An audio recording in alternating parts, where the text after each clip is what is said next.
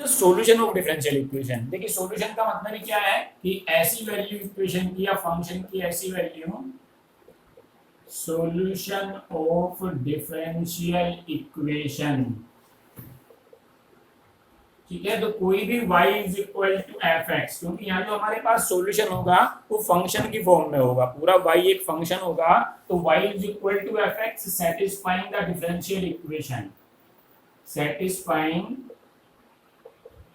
the differential equation is the solution, satisfying the differential equation is the solution. Solution फिर वही दो type के जो हम फाइंड आउट करेंगे वो जनरल सॉल्यूशन होगा, लेकिन अगर हमें कुछ कंडीशन ऐसी गिवन है जिसकी हेल्प से हम आर्बिट्रेरी कांस्टेंट की वैल्यू फाइंड आउट कर सकते हैं तो उसको हम बोलते हैं पर्टिकुलर सॉल्यूशन। यहाँ आपको दोनों टाइप के सॉल्यूशन देखने को मिलेंगे, जनरल सॉल्यूशन भी और पर्टिकुलर भी आपको लिखा हुआ मिलेगा। अगर वो पर्टिकुलर कहता है तो वहाँ एक कंडीशन जरूर गिवन होगी जिसकी हेल्प से आप आर्बिट्रेरी कांस्टेंट की वैल्यू फाइंड आउट कर सकते हैं। अब यहाँ जो हमने डिफरेंशियल इक्वेशन पढ़ी हैं वो डिफरेंट डिग्री और डिफरेंट ऑर्डर की हैं। यहाँ हम सबके सॉल्यूशन की बात नहीं करेंगे, हम सिर्फ उनके सॉल्यूशन की बात करेंगे जो फर्स्ट ऑर्डर और फर्स्ट डिग्री की हैं, यानी solution of first order, solution of first order and first degree, यानी डिग्री भी वन और ऑर्डर भी वन। इसका मतलब पहली बात तो हमारे पास सारी इक्वेशन में सिर्फ dy बाई dx होगा,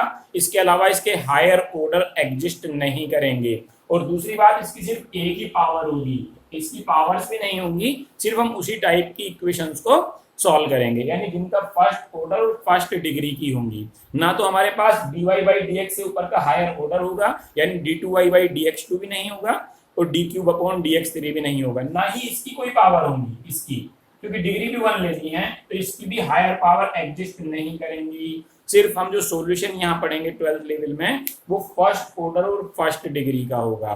तीन तरह की इक्वेशन आपके सिलेबस में है और तीनों के सॉल्यूशन का तरीका अलग अलग है। जो फर्स्ट टाइप ऑफ इक्वेशन है फर्स्ट ऑर्डर फर्स्ट डिग्री की, दैट आर वेरिएबल सेपरेबल। जो सेकंड टाइप है दैट इज होमोजीनियस, और जो थर्ड टाइप है that is linear differential equation, linear differential equation. इन तीनों टाइप का हम सॉल्यूशन पढ़ेंगे कि कौन कौन सी ये टाइप हैं, कैसे हम इसको आइडेंटिफाई करते हैं और कैसे इसको सॉल्व करते हैं। आज हम पहली वाली की बात करेंगे that is variable separation form और वेरिएबल सेपरेबल फॉर्म। देखिए नाम से ही पता चलता है जो हमारे पास फर्स्ट टाइप की इक्वेशन है वेरिएबल सेपरेशन फॉर्म या वेरिएबल सेपरेबल फॉर्म की, वेरिएबल सेपरेबल यानी जहां हमारे पास दो वेरिएबल है वास्तव में किसी भी इक्वेशन में, एक है हमारे पास डिपेंडेंट वेरिएबल और एक है हमारे पास इंडिपेंडेंट वेरिएबल। अगर हम दोनों को अलग अलग कर पाते हैं तो उसको हम बोलते हैं वेरिएबल सेपरेशन फॉर्म। वास्तव में सॉल्यूशन का पर्पज क्या है, हमारी जो डिफरेंशियल इक्वेशन होगी फर्स्ट ऑर्डर फर्स्ट डिग्री की वो dy बाई dx फॉर्म में होगी। अगर मैं किसी भी तरीके से उसका dy बाई dx खत्म कर दूं तो वही सॉल्यूशन है। और dy बाई dx कैसे खत्म होगा, रिवर्स प्रोसेस से। डिफरेंशिएशन अवेलेबल है तो मुझे इंटीग्रेशन करना पड़ेगा। जैसे इंटीग्रेशन करने के लिए क्या जरूरी है कि जब हम dx के साथ x होना चाहिए और dy के साथ y। तो अगर मैं किसी भी तरीके से वेरिएबल को इस तरीके से ट्रांसपोज कर लूं कि वो सेपरेट हो जाए, dy के साथ सारे y वाले आए और dx के साथ सारे x वाले आए, तो वो वाली फॉर्म वेरिएबल सेपरेशन फॉर्म कहलाती है। उसके बाद हम सीधा इंटीग्रेट करते हैं। फॉर एग्जांपल ये आपके पास variable separation form, variable separation form क्या करना है आपको, ट्रांसपोज इन सच ए वे, इस तरीके से ट्रांसपोज करना है, transpose in such a way so that all terms with y and with x are separated, कि जो y और x वाली सारी टर्म है वो सेपरेट हो जाए। अगर ऐसा पॉसिबल है तो ही हम इस मेथड को यूज कर सकते हैं, अगर ऐसा पॉसिबल नहीं है तो हम इस मेथड को यूज नहीं कर सकते। फॉर एग्जांपल अगर मैं कहता हूं कि मुझे गिवन है dy by dx is equal to xy, dy by dx is equal to xy। देखिए फर्स्ट ऑर्डर और फर्स्ट डिग्री की डिफरेंशियल इक्वेशन है, मुझे इसको सॉल्व करना है। सबसे पहले मैं चेक करता हूँ वेरिएबल सेपरेशन के लिए कि क्या मैं वेरिएबल को सेपरेट कर सकता हूँ, क्या मैं dx के साथ x को और y के साथ dy को ला सकता हूँ। अगर ऐसा है तो इसका मतलब मैं इसको सॉल्व कर सकता हूँ वेरिएबल सेपरेशन फॉर्म से। मैंने ट्राई किया, dy यही रहा और मैं y को नीचे ले आया, x यही रहा और मैं dx को यहाँ ले गया, सेपरेट हो गया। इधर पूरा x है और इधर पूरा y है, मतलब ये वेरिएबल सेपरेशन फॉर्म में कन्वर्ट हो गया है। नाउ इंटीग्रेटिंग बोथ साइड, क्योंकि मुझे d को खत्म करना है, डिफरेंशियल इक्वेशन के d को खत्म करना है तो जनरल सॉल्यूशन मिलेगा। तो now integrating both side,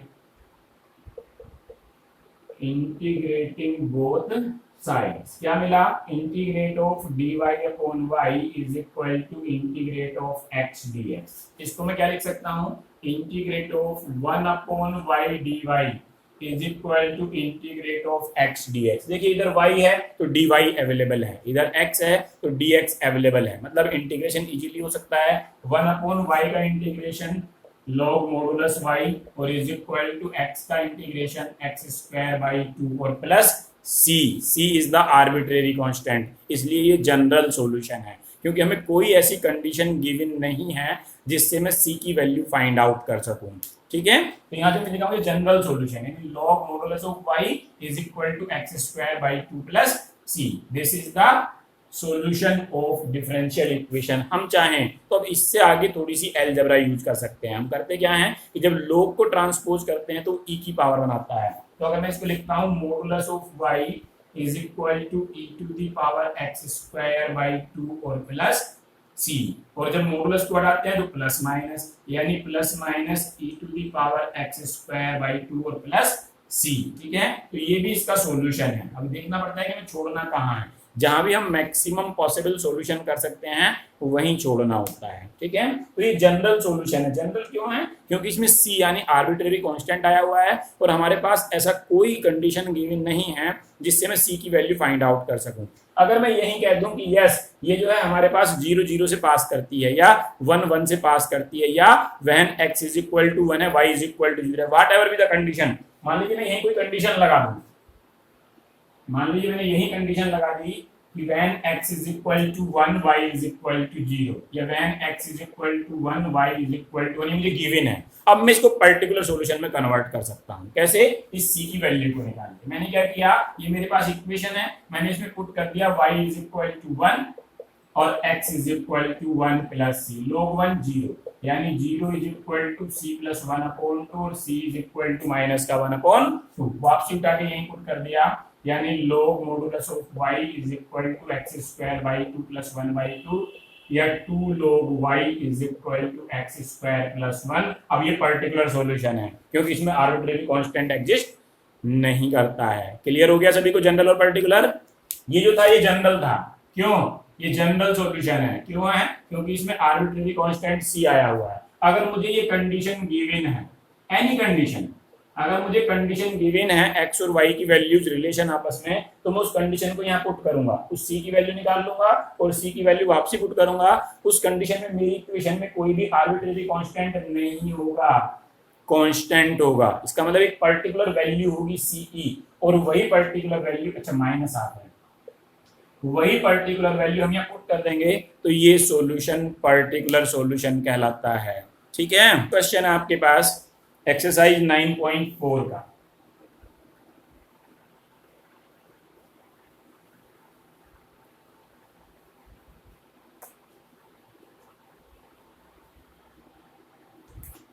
exercise 9.4 है और क्वेश्चन नंबर 1 है। गिवन है dy by dx is equal to 1 minus cos X upon 1 plus cos X. देखिए देखते ही पता चलता है कि वेरिएबल सेपरेशन फॉर्म में है, क्यों, सारा x वन साइड है, इधर y है ही नहीं, dx इधर आ जाएगा उठ के, तो अपने आप ही वेरिएबल सेपरेशन फॉर्म बनेगी।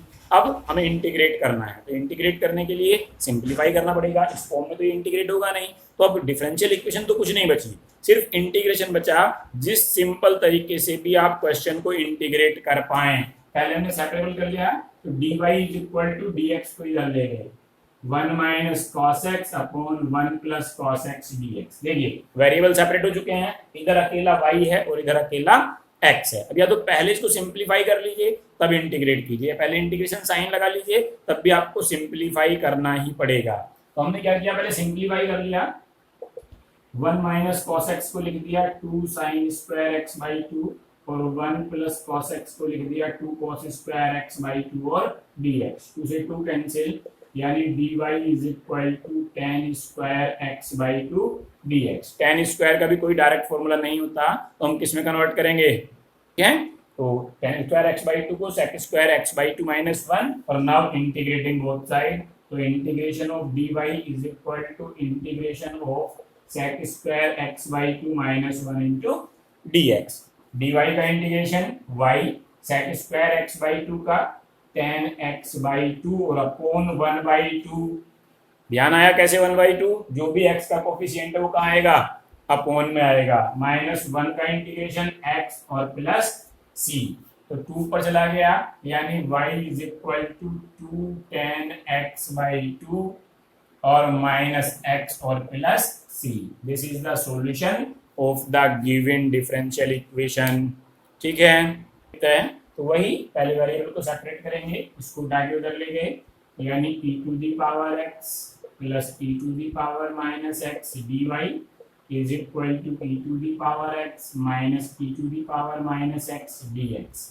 ठीक है, या dy is equal to e to the power x minus e to the power minus x e to the power x plus e to the power minus X dy। इसको उठा के इधर ले आए सारे x वन साइड करने के लिए। ठीक है, अब ऑब्जर्व कीजिए, हाँ बोलिए बेटा, सीधा लॉग, तो हमने इंटीग्रेट किया, यानी integrate of dy is equal to integrate of e to the power x plus e to the power minus X dx। y का इंटीग्रेशन dy का y और is equal to log, log समझ गए क्यों आया, f dash x upon fx type है, और is equal to log क्या, e to the power x plus e to the power minus x और प्लस c। बस यही छोड़ दीजिए, और ज्यादा सॉल्यूशन की जरूरत नहीं है। तो यही हमारे पास क्या है, डिफरेंशियल इक्वेशन का सॉल्यूशन है।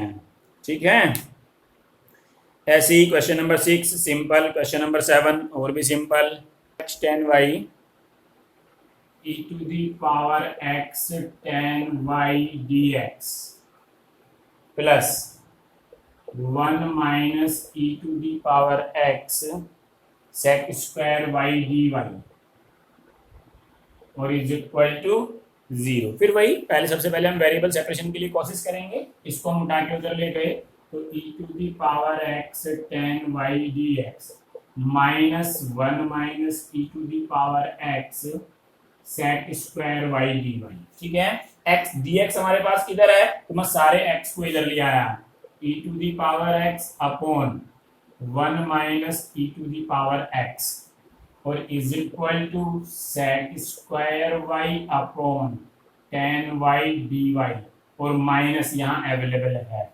क्लियर, देखिए 1 minus e to the power x उठ के इधर आया और dx यही रहा, dx और रहा साथ में, और ये tan y इसके नीचे पहुंच गया, dy ये माइनस यही रहा, इंटीग्रेट बोथ साइड, इधर क्या मिला, देखिए अगर मैं नीचे वाले को टी पुट करता हूँ 1 minus e to the power x, तो मुझे माइनस की रिक्वायरमेंट पड़ती है, तो मैंने माइनस को उठा के यहाँ लगा लिया, ये तो हमारी मर्जी है, एक ही माइनस है। अब देखिए ये नीचे अगर fx है तो ऊपर f डैश x अवेलेबल है, लॉग बना लिया, यानी log modulus of 1 minus e to the power x, यहाँ भी लॉग बना लिया, लॉग tan y मॉडुलस और फिर वही प्लस लॉग c।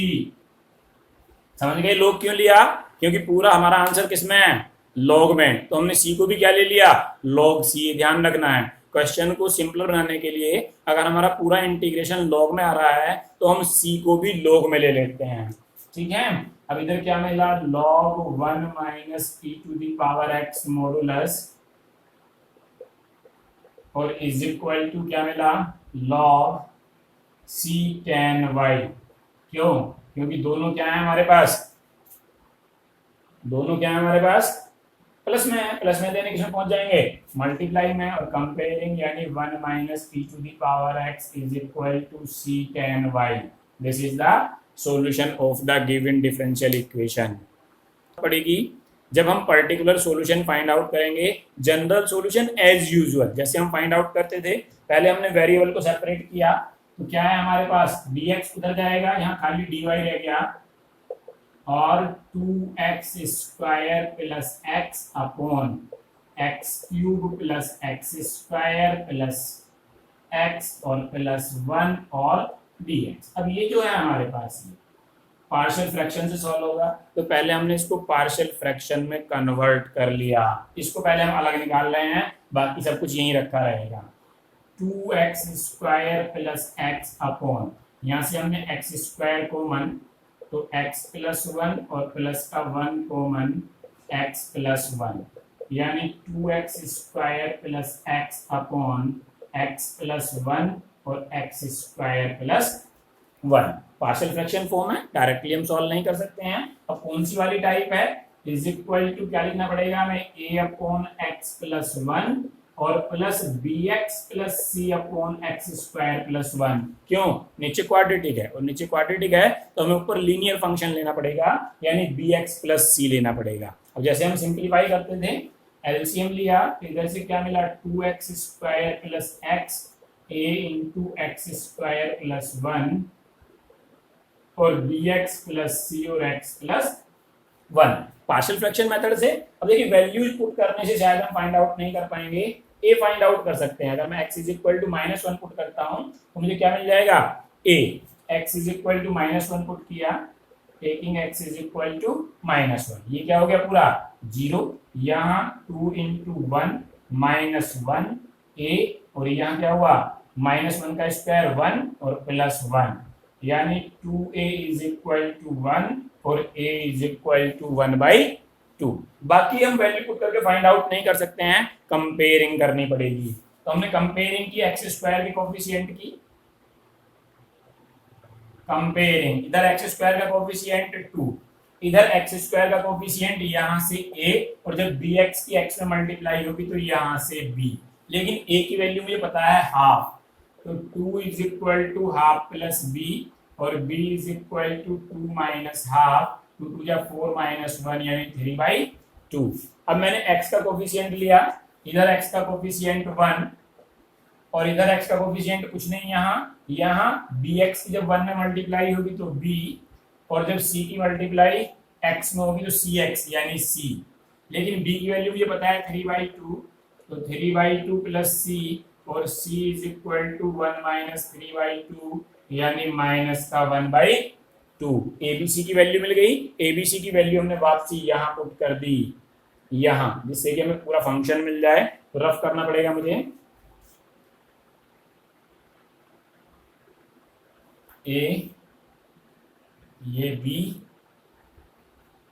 और ये c पुट किया तो इज इक्वल टू क्या मिला, हाफ ऑफ x प्लस 1 और plus bx plus c, b कितना मिला हमारे पास 3/2x और c माइनस का हाफ और अपॉन x स्क्वायर प्लस 1। अभी भी ये कंप्लीटली ये तो हो गया हमारे पास इंटीग्रेबल फॉर्म में, ये नहीं है, इसको और कन्वर्ट किया तो half x plus 1 plus 3/2x upon x square plus 1 और माइनस 1/2 और x स्क्वायर प्लस 1। अब ये इंटीग्रेट हो सकता है, तो हमने इसको इंटीग्रेट किया।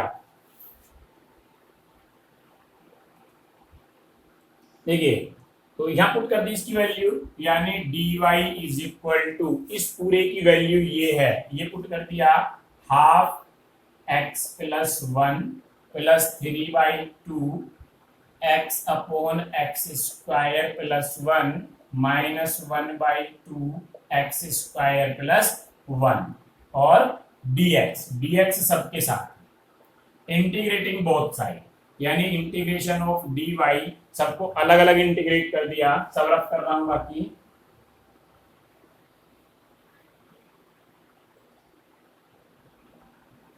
सबको इंटीग्रेट किया तो इज इक्वल टू हाफ अलग रहा, और integration of 1 upon x plus 1 dx plus 3/2 अलग रहा, integration of x upon x square plus 1, minus half अलग रहा dx और integration of 1/x² plus 1 dx। ठीक है, इसका इंटीग्रेशन y, यहाँ हाफ सीधा log modulus of x plus 1 plus यहाँ देखिए यहाँ x² प्लस 1 है। अगर मैं इसको t लेता हूं तो मुझे 2x dx चाहिए, लेकिन मेरे पास x है तो मैंने 2 से मल्टीप्लाई 2 से डिवाइड, यानी यहाँ मिला 3/4 और log modulus of x² plus 1 क्या मिला f dash x upon F x type और माइनस 1/2 1/1 प्लस x² किसका फॉर्मूला है tan इनवर्स x का और प्लस c। ये तो हुआ हमारे पास जनरल सॉल्यूशन, ये है हमारे पास जनरल सॉल्यूशन। लेकिन हमें फाइंड आउट क्या करना है पर्टिकुलर सॉल्यूशन। पर्टिकुलर सॉल्यूशन के लिए कंडीशन क्या गिवन है कि y is equal to 1 when x is equal to 0। तो हमने पुट कर दिया y is equal to 1 given है y is equal to 1 when x is equal to 0। x को 0 पुट कर दिया और y को 1, तो यहाँ क्या आया 1 is equal to half log x को 0 यानी 1 प्लस 3/4 log x को 0, तो यहाँ 1 माइनस 1/2 tan इनवर्स x को 0 और plus c। 1 is equal to log 1 0, यहाँ भी log 1 0, tan इनवर्स 0, बताइए क्या होगा tan इनवर्स 0।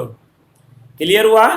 c की वैल्यू हमने यहाँ से फाइंड आउट की और उठा के वापसी कहाँ पुट कर दी जनरल सॉल्यूशन में। अब इसमें c नहीं है देखिए कहीं भी, तो ये कैसा सॉल्यूशन बन गया है पर्टिकुलर सॉल्यूशन। आप चाहें तो थोड़ी सी log की प्रॉपर्टी लगा सकते हैं, ये 1/2 पावर यहाँ चली जाए 3/4 यहाँ दोनों मल्टीप्लाई, लेकिन तब भी सॉल्यूशन उतना सिंप्लीफाई नहीं हो रहा है, तो बेटर है कि हम इसको यहीं छोड़ दें।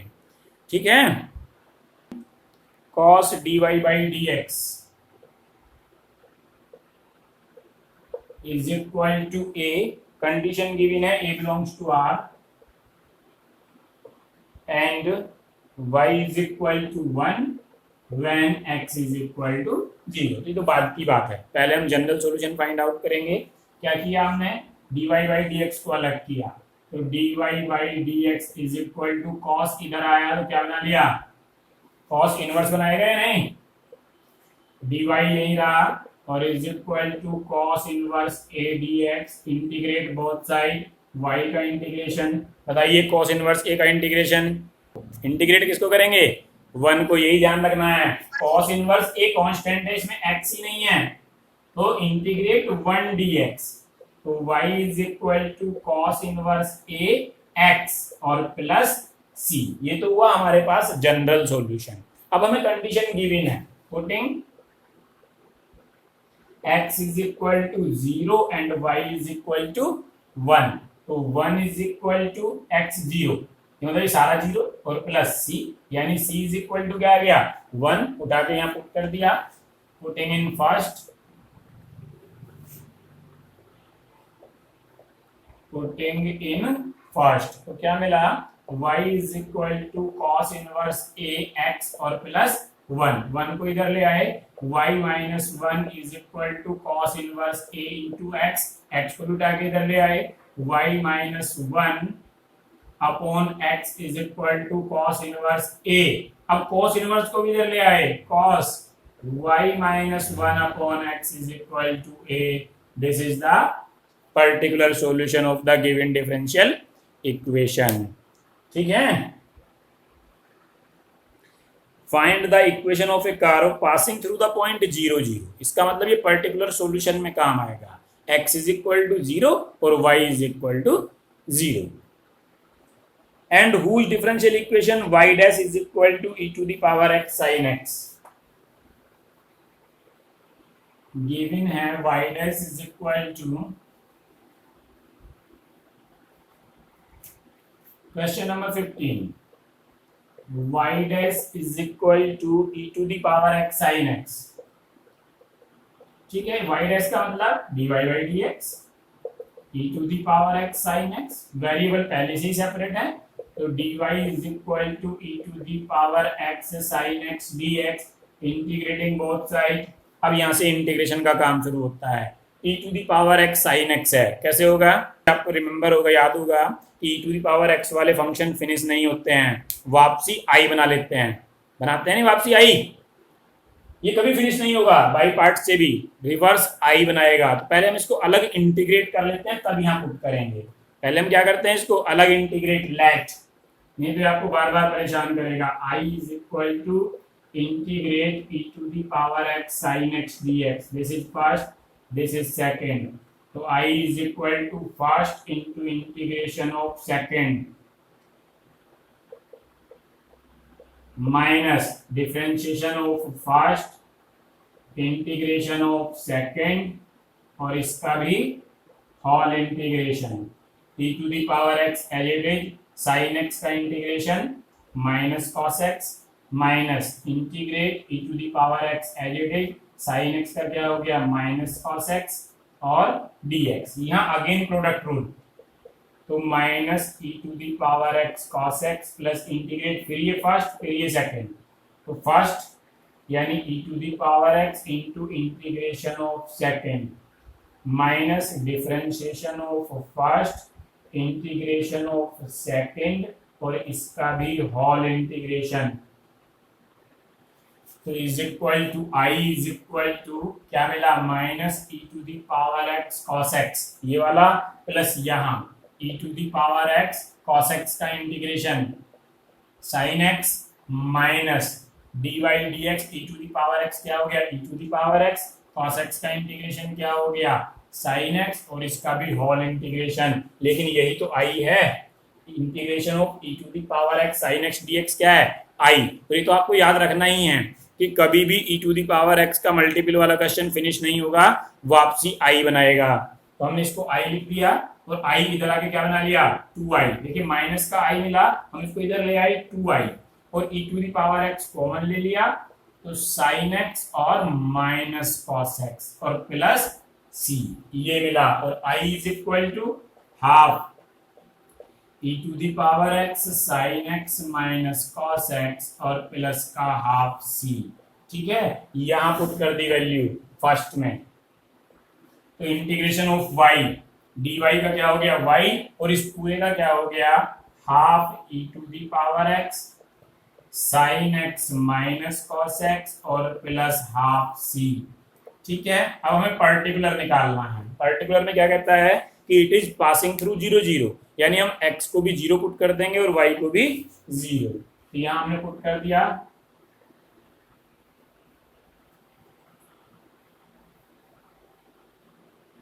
पुट किया गिवन कारो पासिस थ्रू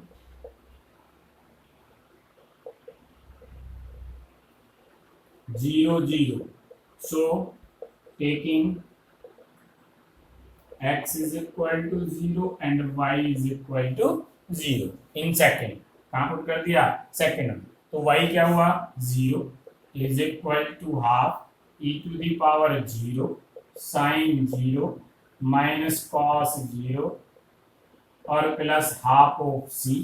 ठीक है, half e to the power 0 क्या हुआ 1, साइन 0 क्या हुआ 0, कॉस 0 क्या हुआ 1 प्लस हाफ c और यहां से क्या मिला माइनस का हाफ प्लस हाफ c और इज इक्वल टू 0, यानी half c is equal to half. पूरा मैंने हाफ c लिख दिया क्योंकि मुझे तो हाफ c की वैल्यू पुट करनी है सीधी, तो मैंने वही पुट कर दी, यानी हम पूरे हाफ c की जगह क्या पुट कर दी। चलो c निकाल लीजिए, ये लीजिए c इज इक्वल टू क्या हो गया 1, c को यहाँ 1 पुट कर दिया, पुटिंग इन सेकेंड,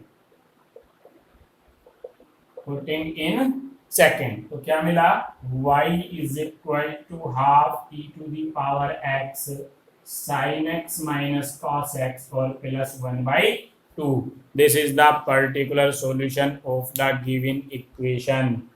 ठीक है, देखिए नीचे आ गया शायद वो, अब दिख जाएगा, दिखाई दिया। हमने सिर्फ इसको हाफ पुट कर दिया, c की वैल्यू पुट कर, वर्ड प्रॉब्लम की सीक्वेंस में गिवन है शेप में, और आपको पहले इक्वेशन भी फ्रेम करनी है। क्या गिवन है slope of tangent. Slope of tangent क्या होता है, स्लोप ऑफ टेंजेंट बताइए, अरे बताइए स्लोप ऑफ, क्लियर है भी गिवन है slope of tangent dy by dx और स्लोप ऑफ टेंजेंट की प्रोडक्ट y कोऑर्डिनेट के साथ में x कोऑर्डिनेट के इक्वल है, यानी dy by dx into y और is equal to x। Separate कर लीजिए, यानी y dy और is equal to x dx, integrating both side y square upon 2 is equal to x square upon 2 plus c. This is general solution. Also given it passes through 0 minus 2. ठीक है, तो passes through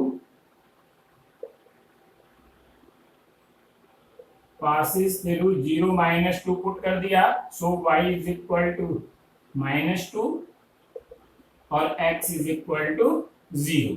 तो y हो गया -2 का square upon 2 is equal to 0 upon 2 plus C, यानी 4 upon 2 is equal to C और C is equal to 2। यहाँ पुट कर दिया, पुटिंग इन फर्स्ट, तो y square upon 2 is equal to x square upon 2 plus C का मतलब क्या हो गया 2। एलसीएम ले लिया, यानी y square is equal to x square plus 4। This is the equation of the given curve.